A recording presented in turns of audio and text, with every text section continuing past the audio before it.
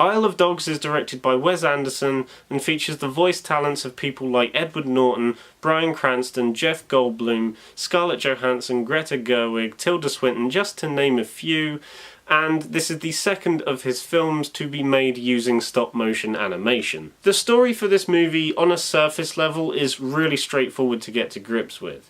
There's this city called Megasaki, which is in Japan, and basically there's been an outbreak of this thing called dog flu, which means all of the dogs have now had to been transported to a trash island, which is now being called the Isle of Dogs, seeing that all of the dogs now live there. And this young boy called Atari, who was really in love with his dog before it got taken away, heads over to Isle of Dogs on his own to try and find his dog. And then he comes across a group of dogs played by Edward Norton, Bryan Cranston, Jeff Goldblum, and Bill Murray, and they help him try and find his missing dog, Spots. And that is pretty much all you need to know about this movie on like a surface level, because there is a little bit more to it than that, but that's pretty much all I knew going into it, and I think that's all you need to know as well. Now, I've seen quite a few Wes Anderson films to know enough about his style and the way he directs his movies, and I will admit, I've never flat out loved any of his movies. I've liked quite a few of the ones that I've seen, but nothing has grabbed my attention and I've flat out fallen in love with it. I would say the closest I've come to, loving any of his movies, and probably my favourites in his filmography, are probably Fantastic Mr. Fox and The Grand Budapest Hotel, because they do these unique and different things with the camera and aspect ratios that are a little bit different to his other films in terms of what they do visually. And that's not saying his other movies are, they're not visually interesting, because every film I've seen of his, the visuals are, and the way it's directed, are easily the best thing I can take away from his movies. But I just feel like Grand Budapest Hotel and Fantastic Mr. Fox just stand out that little bit more, because they do a bit more in terms of creative usage of those visuals. And Isle of Dogs has immediately gone up there as one of my favourites done by Wes Anderson. But I want to clarify, I didn't exactly love this movie, but I really, really liked it. And again, that's kind of how I feel about most of his movies, but easily the best thing to say about this film is its visuals, which you can pretty much say about any Wes Anderson film.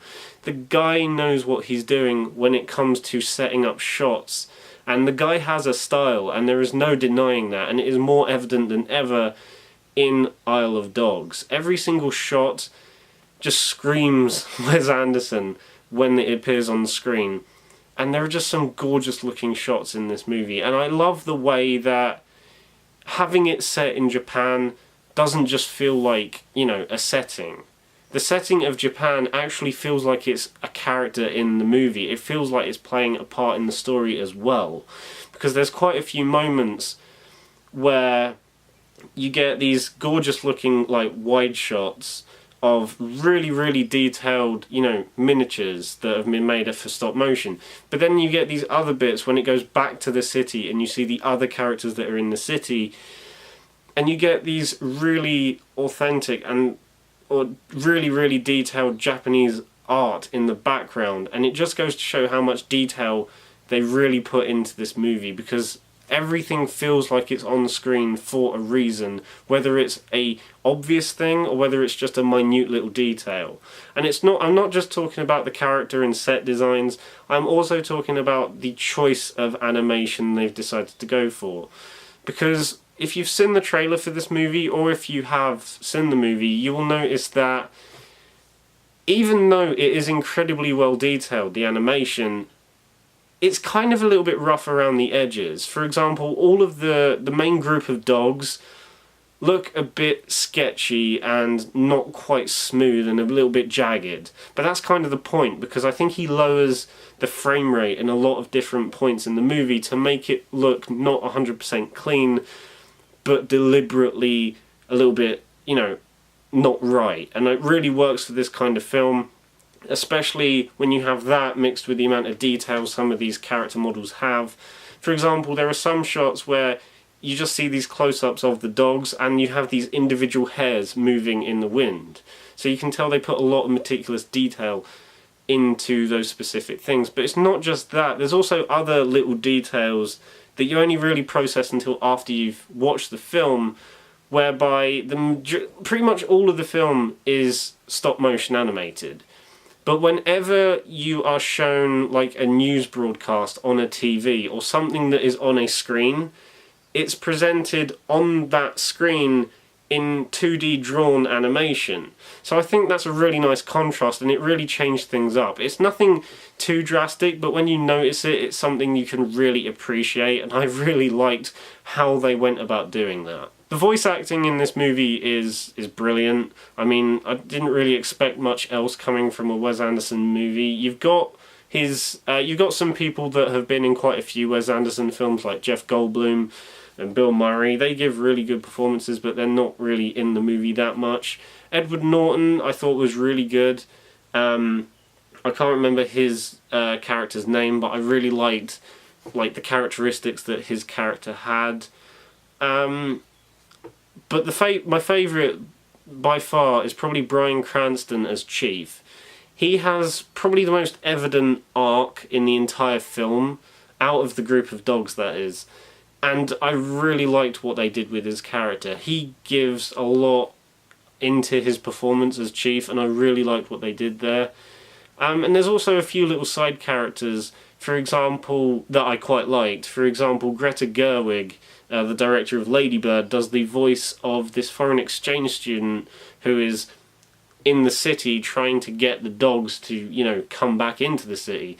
And I really liked her whole storyline.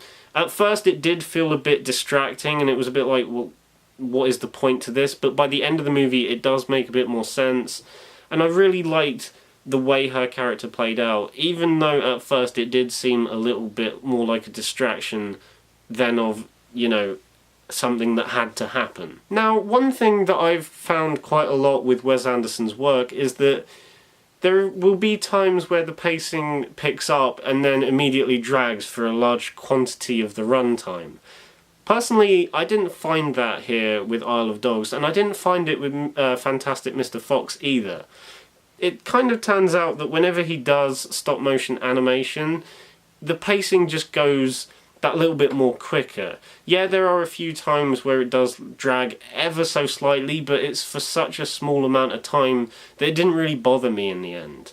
And I thought the pacing here was absolutely fine. I was invested pretty much from the moment the movie started to the moment it ended, and I really liked where certain things went as well. And I just think the whole pacing of the movie worked on that sense. And I think also the pacing was kind of also backed up by Alexander Desplat's really, really nice score to the movie. I've liked most of the scores he's done for Wes Anderson, especially Grand Budapest Hotel, but this one was just a little bit different, and I liked the certain themes that kept running through the movie, and it's definitely ones that will get stuck in my head in a really good way.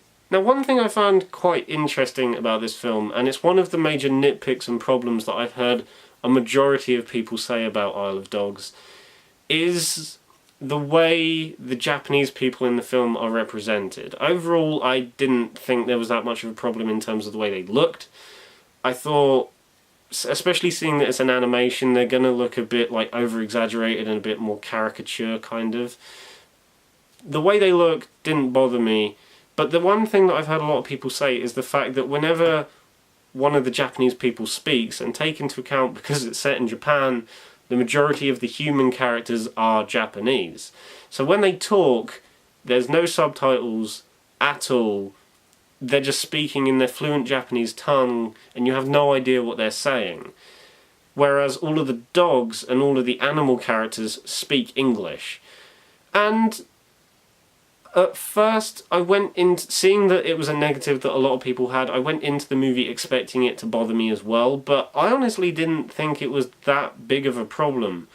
Because whenever you do have large chunks of Japanese speech in the film, you usually have some form of a literal translator on the side, who is a character in the film, who is translating what they're saying at the same time. So you have those moments that kind of counterbalance the fact that you can't understand what the Japanese people are saying, but you also have these other moments where, for example, someone might be trying to portray something fully in Japanese. You won't have an idea what they're saying, but through their facial expressions and their movement alone, you can kind of tell that, oh, that person's angry, or that person's really happy. So I think what Wes Anderson was trying to do really paid off, because I know a lot of people don't really like it, but it's something that kind of grew on me the more I thought about it. And in the movie, as I was watching it, again, it didn't really faze my mind as it was happening. And yeah, I do think what he went for, I personally think, paid off. And that's about all I really have to say about Isle of Dogs. It's a really good movie. If you're a fan of stop motion animation, I highly recommend you check this one out. That being said, if you have very young kids, I would recommend you do not take them to this movie, because even though it is an animated film, there are a few moments that do kind of feel like they're catered a bit more to an adult audience. Like, I would say it's kind of in the middle of whether it's catered towards kids or whether towards adults. The whole tone of the film and the look of the film kind of doesn't scream, it's a kids' film, but there are just certain specific things that happen in the movie that kind of cement the fact that, yeah, maybe this isn't kind of targeted towards kids. But still, if you love this kind of animation, I highly recommend you watch it. If you're a Wes Anderson fan, I presume you would have seen it by now.